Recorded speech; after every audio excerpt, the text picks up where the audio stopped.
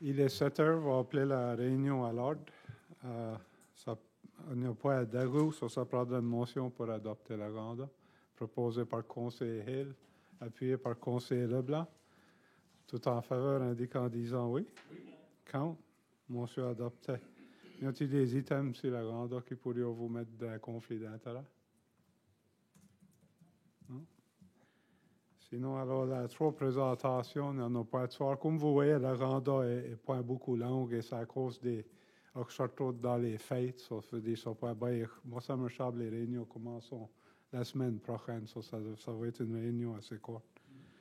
Alors, la 4, adoption des minutes. 4.1, décembre 19, réunion régulière du Conseil. Y a-t-il des erreurs ou des omissions? Proposé par le conseiller Hill, appuyé par le conseiller Deveau. C'est de la discussion, des questions sur les minutes. Tous en faveur, indiquant en disant oui? Oui. Count. Motion adopté. 4.2, janvier 9 2019, réunion spéciale du Conseil. Y a-t-il des erreurs ou des omissions?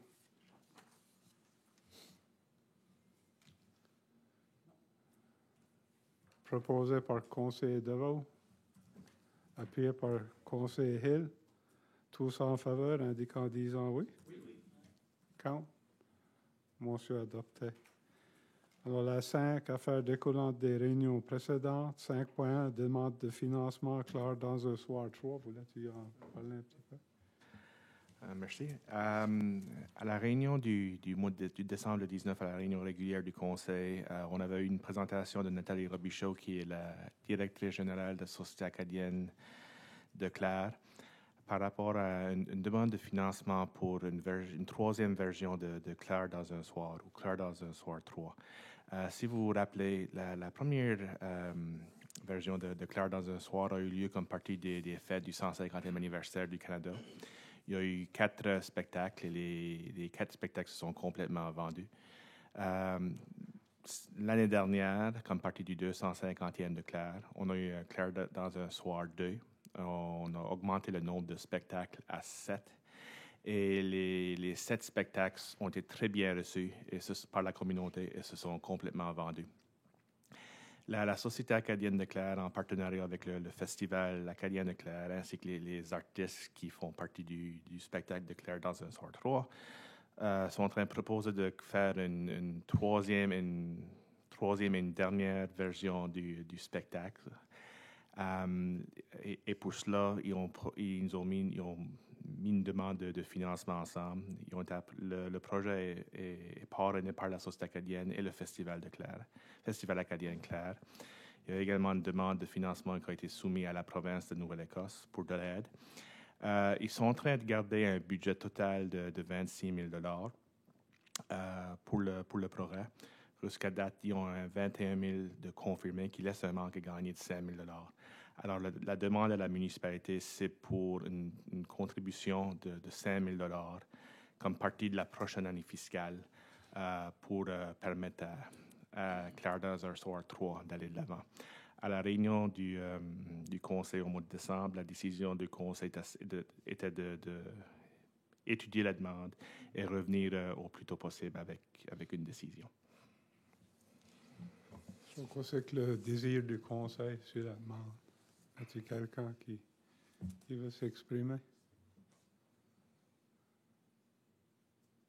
Conseiller Potier? Moi, j'ai été voir le dernier éclair dans un soir et puis j'ai trouvé que c'était un très grand succès. Puis ça parle de la réalité de ce qui se passe dans Clare, puis ils le faisons dans des mots comiques. Moi, je serais prêt à appuyer qu'on avance avec eux. Ça voulait-tu en faire une motion? Si tu veux la lire. Oui, je peux faire la motion. Je propose que le Conseil de la municipalité du district de Clare accorde une subvention de 5 000 à la Société acadienne de Clare pour Clare dans un soir 3 dans l'année fiscale 2019-2020. Quelqu'un qui appuie ça, appuyé par le sous-préfet Doussa. Avons une motion sur la table. Nous avons la discussion, un débat sur la motion. Conseiller Devon. Merci. J'aimerais juste te dire que moi aussi, j'ai été voir le spectacle. J'ai beaucoup ri, tout le monde a ri. Rire, c'est une bonne médecine. Il faudrait rire plus, mais moi, je trouve que c'est vraiment important qu'on aide le Claire dans un soir 3, et puis que je pense que c'est vraiment important. Merci. Merci. Y a-t-il quelqu'un d'autre qui veut s'exprimer? Sinon, êtes-vous prêts pour la question? Tous en faveur, indiquant en disant oui? Oui. Contre? Monsieur adopté. Ensuite, alors, la 5.2, politique d'accueil. Si tu veux... Oui. Juste à titre de rappel, encore à la réunion régulière du Conseil au mois de décembre, on vous a présenté une ébauche d'une politique d'accueil pour votre considération. C'est une politique qui a été développée en collaboration avec le département des affaires municipales à la province, ainsi que l'Association of Municipal Administrators of Nova Scotia. C'est quelque chose qui est fortement encouragé que toutes les municipalités adoptent ou qui servent de cette politique ici comme une base pour développer leur propre politique. Le but de tout ceci, à la fin du compte, c'est d'assurer une transparence et une consistance dans la manière que les municipalités font leurs affaires.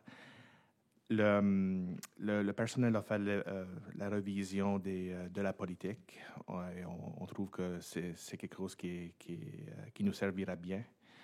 On a fait quelques petites révisions à la politique, surtout pour refléter la réalité de la manière qu'on opère ici. Mais en général, on était prêt à la recommander telle que présentée. Lors de la réunion du 19, si vous vous rappelez, il y avait juste une petite question par rapport aux droits de signataires, aux signataires à la partie 7. Il y avait une révision proposée qui était pour ôter le président du comité de vérification et d'ajouter soit le préfet, le sous-préfet ou moi-même à titre de directeur général.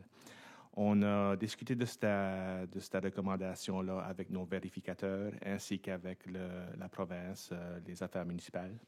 Et les deux sont d'accord avec notre recommandation. Ils ne voient pas de problème à procéder de cette manière-là. Alors, vu que ça, c'était la seule question qui avait été soulevée à la réunion du mois de décembre par rapport à la politique, c'est la recommandation du personnel ici à la municipalité qu'on procède avec l'adoption de la politique telle que présentée ce soir. So, vous avez toute la chance de la garder avec les changes. Si vous êtes prêt à l'adopter, ça prendra une motion du conseil. Si quelqu'un va faire la motion. Conseiller Leblanc.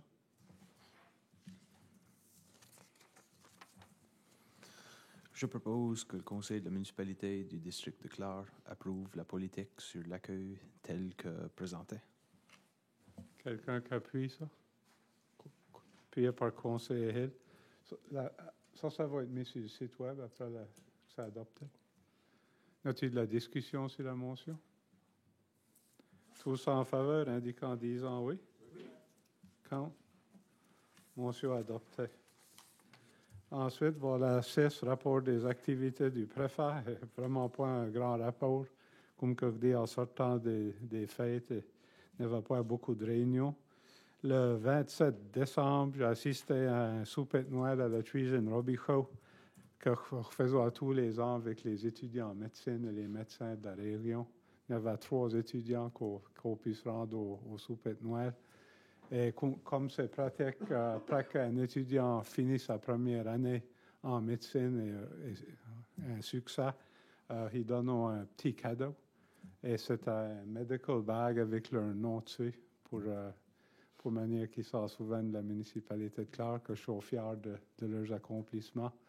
Et certainement, c'est beau de voir les gens faire si bien en médecine.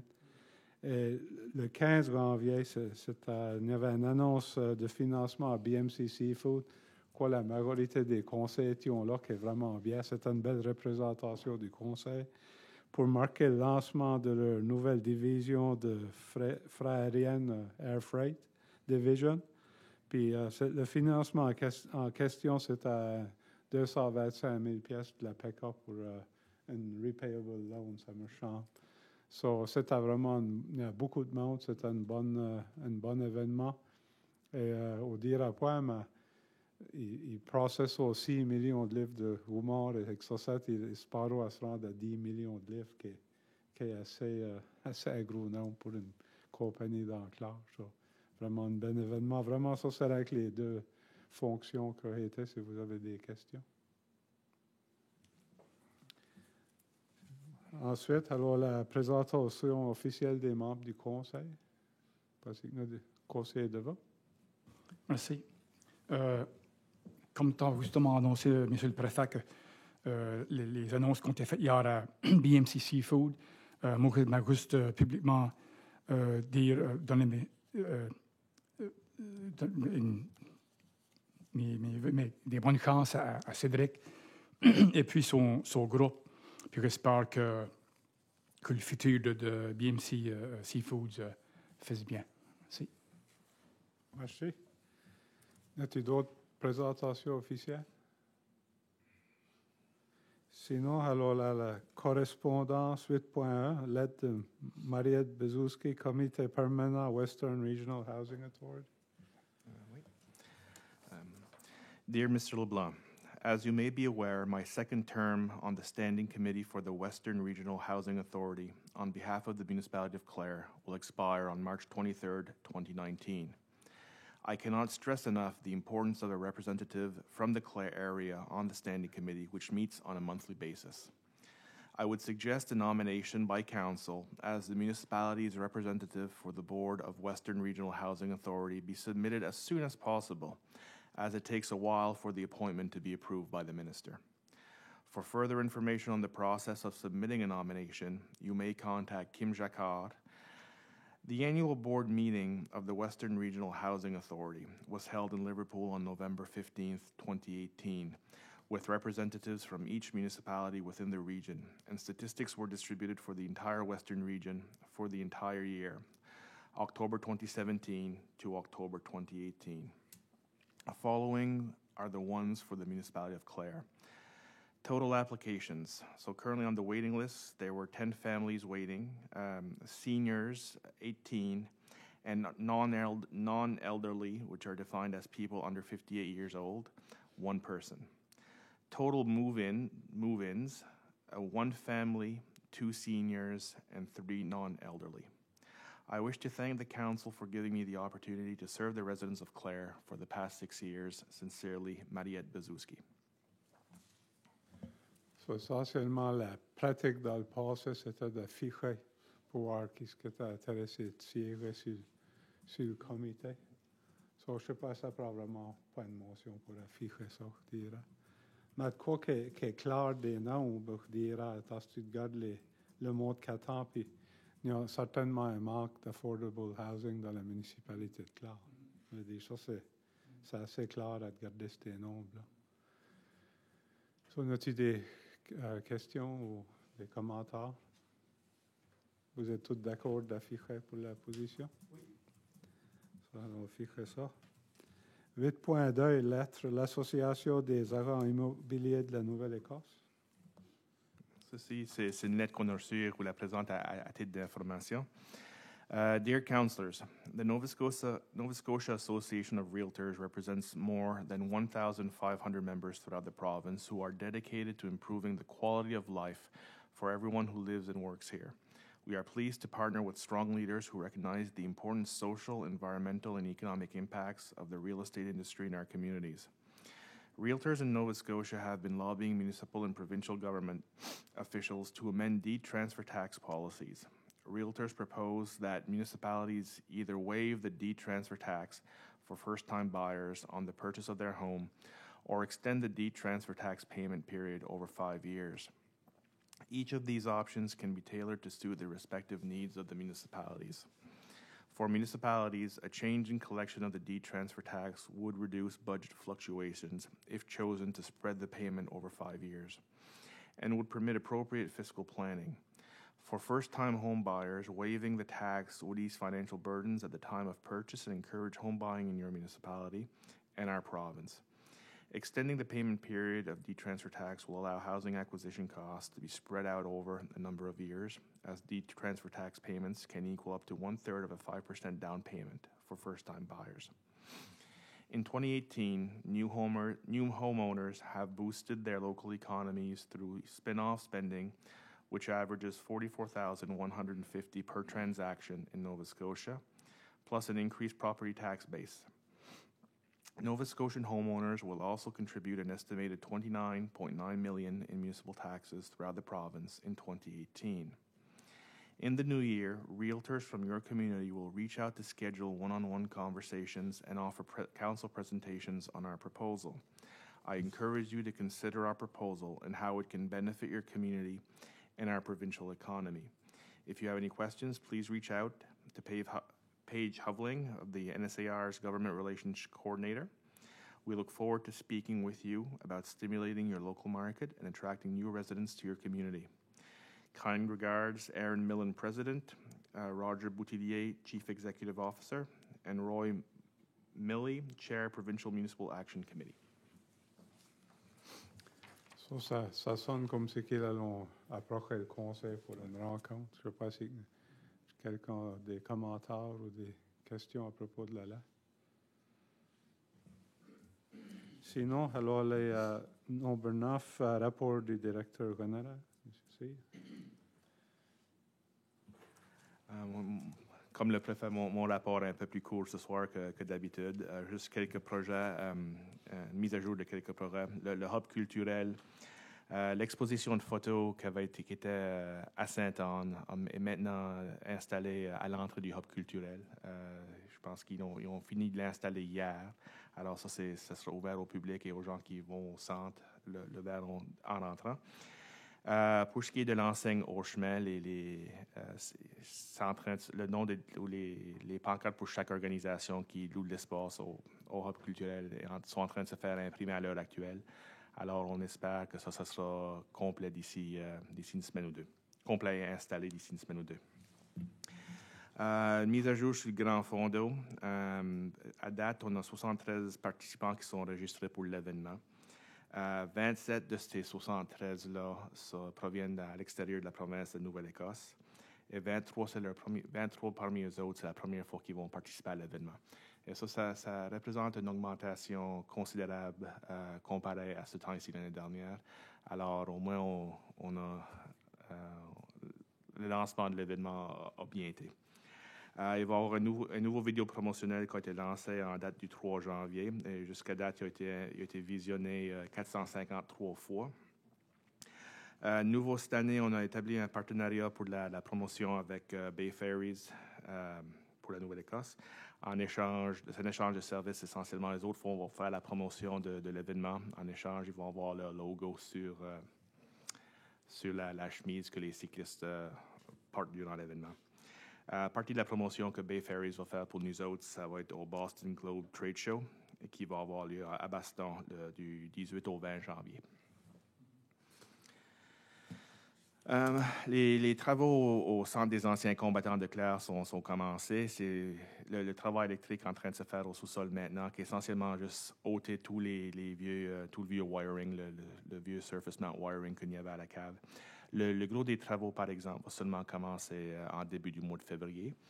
Et on espère avoir le tout de complété avant la fin du mois de mars. Pour du Clare 250, vous avez été aperçu, le déménagement de l'estrade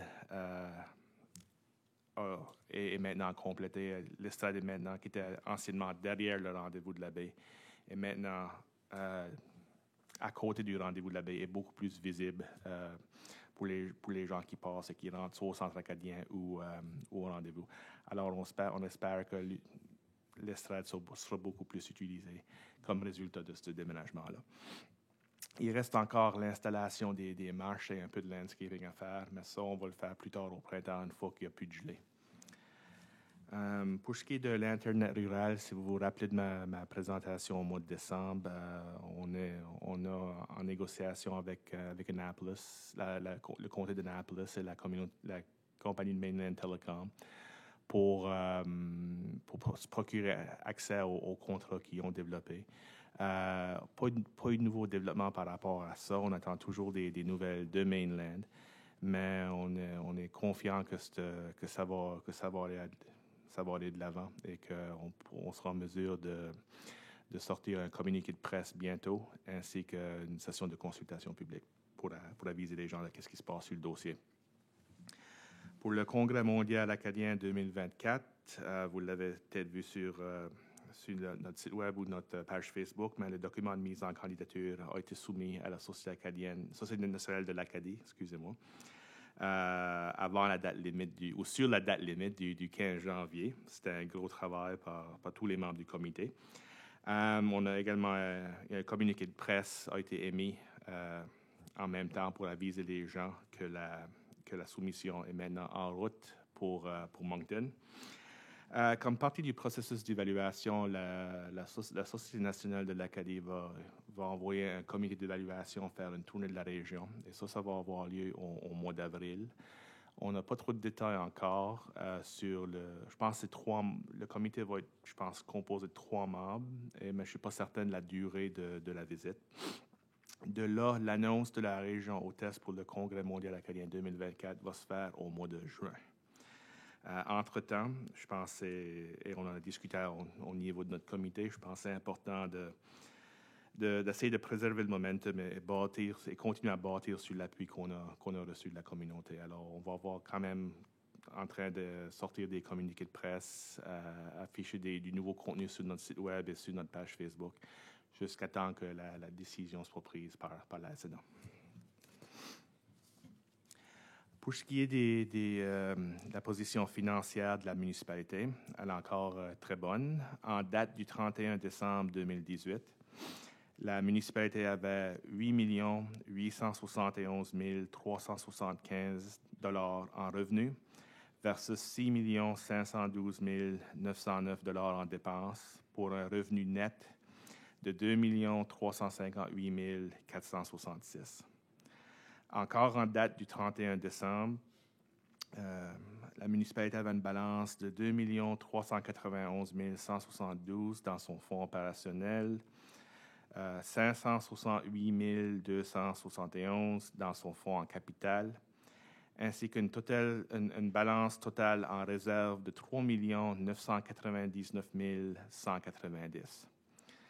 Le dernier montant peut être réparti de la manière suivante. Alors, notre réserve opérationnelle, 445 824.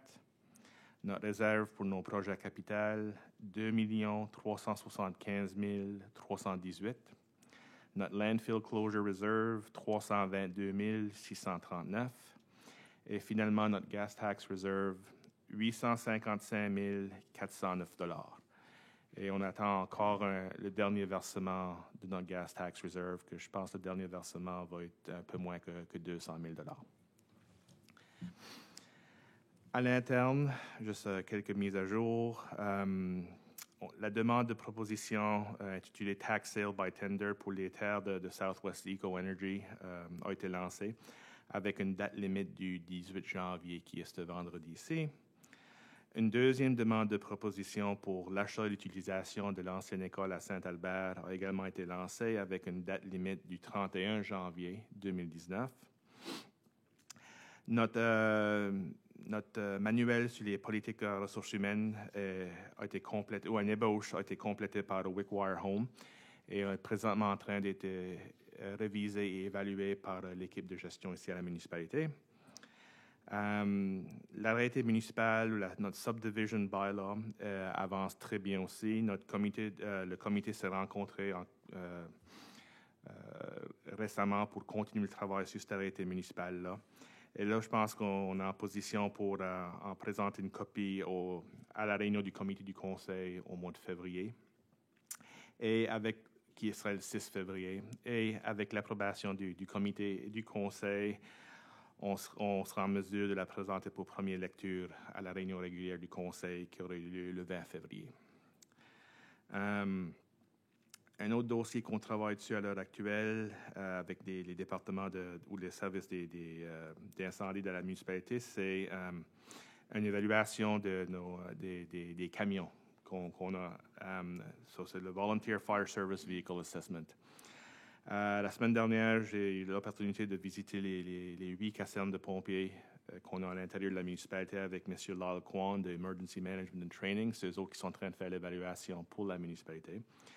Les visites ont très bien été. On a rencontré avec les chefs de chaque département ou un représentant de chacun des départements.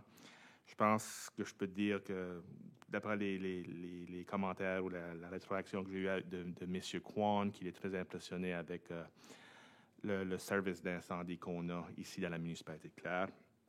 Et il m'assure que la date limite qu'on avait mise pour l'étude du 15 février, c'est que c'est faisable. Alors, je m'attends d'avoir le rapport vers la mi-février. Quelques réunions que j'ai assistées depuis le 19 décembre, il y en a un peu moins à cause des fêtes, mais simplement, j'ai également participé au souper avec les médecins, les étudiants en médecine. Le Bylaw Committee s'est rencontré le 7 janvier. Le comité de vérification s'est rencontré le 8 janvier. Et notre comité de mise en candidature pour le CMA 2024 s'est rencontré à plusieurs reprises, mais plus récemment le 14 janvier, qui était lundi dernier. Et juste une réunion qui va avoir lieu dans la prochaine... qui va avoir lieu sous peu. Department of Municipal Affairs va avoir une session de consultation à Yarmouth sur les normes de planification municipale. Et ça va avoir lieu le 25 janvier, qui est vendredi, pas vendredi ici, mais vendredi prochain. Et ça, c'est ouvert au conseil ainsi qu'au personnel des municipalités. Alors, ça, c'est mon rapport. Merci. As-tu des questions? Conseiller comment? Pour le Congrès mondial 2024, le comité d'évaluation va venir faire une tournée dans Clare. Il a aussi se rencontrer avec le comité de mise en candidature ou la municipalité. Ou c'est que le processus aussi qu'on le sait encore? Je ne suis pas certain et on ne s'est pas trop renseigné. Alors, c'est un peu... j'ai l'impression qu'ils vont vouloir se rencontrer avec... je me permets de croire qu'ils vont vouloir se rencontrer avec les membres du comité de mise en candidature, mais également les membres des conseils de Clare et d'Argyle, ou d'au moins certains représentants du conseil. Mais à part ça, je pense que ça va tomber sur le comité de mise en candidature en collaboration avec les deux conseils, de mettre en place un agenda pour vraiment bien vendre notre région et démontrer pourquoi est-ce qu'on devrait être la région hôtesse en 2024. C'est un peu ça le but de notre comité, c'est vraiment de faire la promotion et de vendre la région. As-tu d'autres questions, conseiller Devon? Merci, Monsieur le Préfet. Moi, justement, remercier le comité pour le Congrès mondial qui l'ont fait du excellent travail. Il n'a pas beaucoup de temps à faire le travail qu'ils ont fait. J'aimerais justement les remercier pour le bon travail jusqu'à date. Merci. Merci. Oh. Si je peux, je pense que c'est important de noter. On l'a mis sur notre page Facebook, mais c'est pour ceux-là qui vont pas nécessairement régulièrement sur Facebook. Je pense que c'est important de noter. Comme partie de notre candidature, on avait 425 lettres d'appui. Et ça, c'est des différents niveaux du gouvernement, ainsi qu'une lettre du premier ministre de Nouvelle-Écosse. On avait des lettres de quelques départements fédéraux. On avait des élèves du CSAP à l'école élémentaire, l'école secondaire de Clare et d'Argyle, ainsi qu'une lettre du CSAP même. Alors, et plusieurs gens de la région, des organisations communautaires et du secteur privé. Alors, vraiment, un bel appui qui a été reçu de la part des résidents de la municipalité de Clare et d'Argyle. D'autres questions? Sinon, alors, la nombre 10, rapport des comités, 10.1, rapport des permis de construction, conseiller Hill. In 2017, there was December 2017, there was 13 permits for a construction value of $737,000. And December of the past year, there were 5 permits for a value of $273,000. And the year to date, for the end of 2017, it was $12.1 million. In 2018, it was 10.52 million. So about 1.6 down from the previous year. Hopefully it picks up in this year. So. It's not too bad, though, No. for construction. As-tu des questions pour le conseiller? Merci. Ensuite, alors la 10.2, comité aviseur de la police, sous-préfet Douza. Merci. Le comité s'est rencontré lundi le 7 janvier. Il manque une couple de personnes, je pense. Mais le sergent est venu nous annoncer quelques statistiques. Il nous a aussi indiqué qu'il y a un nouveau membre de police qui est stationné à Metighan, dans le chemin de Saint-Martin. Auparavant, il était à Yarmouth, puis il est venu à Clare. Ça fait qu'on a un nouveau membre depuis un mois, peut-être un mois et 2 semaines. Le sergent dit aussi que pour des billets, des tickets qu'ils ont donnés sur le chemin, en 2017, il y en avait 96 en total. Et puis en 2018, il y en avait 62. Et puis donner des warnings, ils en ont donné 18 en 2017, puis 22 en 2018. Aussi, il y a une feuille de statistiques ici avec tous les régions, Queens, Shelburne, Annapolis, Barrington et tous les autres, Digby. Alors, il y a des différentes, je sais pas, je sais pas comment est-ce que tu dirais ça, mais c'est en anglais, je vais les lire, et puis ça va faire la comparaison en 2017-2018, puis 2018-2019, OK? Ça fait que pour les crimes, c'est en anglais, Crimes Against Persons, il y avait un total de 12 en 2017, et puis en 2018, il y en avait 8. Property Crimes, il y en avait 21 en 2017, puis 34 en 2018.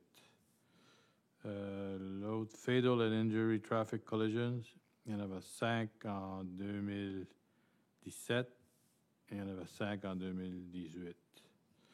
Domestic Disputes Occurrences, il y en avait 7 en 2017, il y en avait juste 2 en 2018.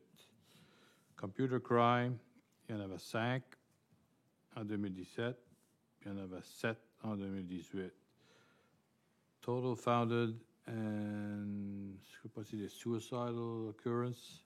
Non, des total de tout, il y en avait 275 en 2017. Et puis en 2018, il y en avait 301. Et il a aussi annoncé que dans Clare, que c'est vraiment bien, que le monde se comporte pas mal. Ils trouvent c'est tranquille et ils sont contents de la population d'Enclare, et puis que je peux comparer avec d'autres régions, puis c'est le double des fois de ça que nous avons en infraction. Ça fait que c'est bien. C'était juste une courte réunion, mais c'est tout ce que moi j'ai. Merci. Y a-t-il des questions? Conseiller Leblanc? Have you a meeting de Waste Check lundi? Et puis, sauf à d'essayer de quoi de Yarmouth, il l'avait fait une couple de semaines passées, là, il faisait au spot check de COP. Il y avait des représentants de Waste Check qui allaient là avec des sacs de déchets, là, puis un petit pamphlet qui dit about littering et tout ça. Là. Puis, wondering aussi que ça intéresse à d'autres municipalités. C'est de quoi que tu pourrais peut-être venir à la board, voir si que ça intéresse à. Oui, c'est de quoi que je pourrais venir à le saluer la prochaine fois. C'est sûr qu'il est au courant, mais c'est peut-être de quoi qu'il pourrait faire ici. C'est de quoi qu'il a passé à Yarmouth, puis il a eu un bon succès. Il a eu Carl Store, et le monde était pas mal intéressé. Tout le monde prenait un sac. C'est la meilleure manière de les étudier sur les déchets plus que rien d'autre. C'est comme une bonne idée. As-tu d'autres questions? Soit en termes de comparaison, veut dire, tu n'as pas besoin de travers tous les noms. Peut-être tu as indiqué clair. Mais nous situons, on dira, autant bien que n'importe quelle autre municipalité. Oui, et encore meilleur. Il est comparé à Barrington. Burlington, c'est une petite municipalité, puis il fait la comparaison, puis c'est pas mal la même chose. Mais il y a Annapolis, il y a Digby. Digby est double de nos infractions qu'on a, nous autres. Non, c'est bien. Ensuite, alors, la 11 nouvelles affaires, 11.1, la semaine de l'action bénévole. Encore, c'est juste à titre d'information pour le Conseil. La Semaine nationale de l'action bénévole va avoir lieu du 7 au 13 avril 2019. Ici, à la municipalité, notre service des loisirs va encore en train d'encourager les organisations communautaires dans la municipalité de soumettre le nom de bénévoles pour représenter leurs organisations. Le bénévole, ça peut être un individu, un groupe de personnes qui font du bénévolat ensemble ou un couple actuellement actif à l'intérieur de l'organisation. Le nom des bénévoles qu'on va recevoir des organisations seront envoyés à la radio CIFA et seront inclus dans un tirage tout au long de la semaine des bénévoles. Et on va vraiment souligner, le nom va vraiment souligner tout le bon travail qu'ils font à titre de bénévoles. Alors, les organisations qui sont intéressées à nommer quelqu'un ou soumettre une nomination sont encouragées de le faire au service des loisirs avant le 8 février à 16h30. Et comme tous les ans ici, comme que la pratique du conseil, normalement, le conseil met en place un comité ad hoc pour évaluer les demandes des différentes organisations, ainsi que de nominer un bénévole de la part de la municipalité. Alors, c'est quelque chose que on vous demanderait de faire. On demanderait du monde de se porter bénévole pour faire partie de ce comité-là. Et comme partie du banquet des bénévoles qui va avoir lieu le 11 avril cette année, on aura également besoin d'un conseiller pour agir à titre de MC pour la soirée.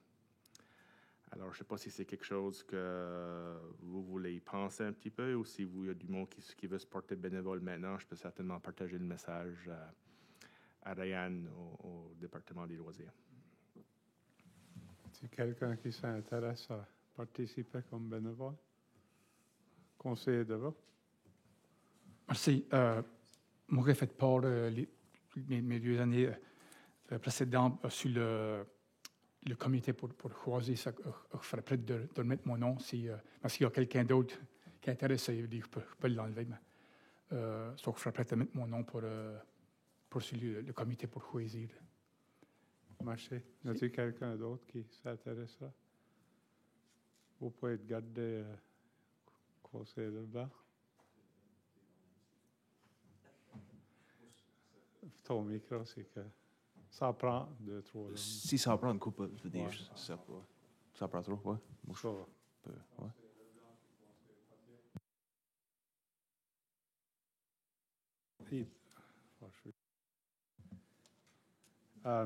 ouais. Entre vous autres, puis discuter avec le département de récréation pour savoir quand vous allez avoir une réunion. So, si personne d'autre s'intéresse, sur quoi avons notre comité? C'est bien. En termes d'MC, dans le passé, le sous-préfet On dit le 11 d'avril? 11 d'avril. Oui. Ouais.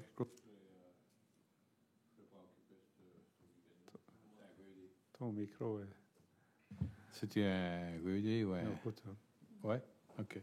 Moi, je peux le voir.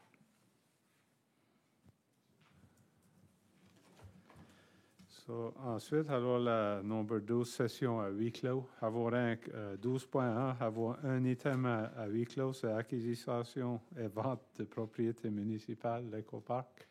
Comme vous voyez, c'est une réunion assez courte, mais le directeur général m'assure qu'elle va pas dire ça la prochaine réunion. Ça va peut-être durer un an. Le mode est à pas pareil à cause de la court temps des fêtes à venir devant le conseil, mais il doit être certainement préparé dans février. En disant ça prendra une motion pour la huis clos proposée par le sous-préfet Doucet, appuyée par le conseiller Leblanc. Tous en faveur indiquant disant oui. Quand?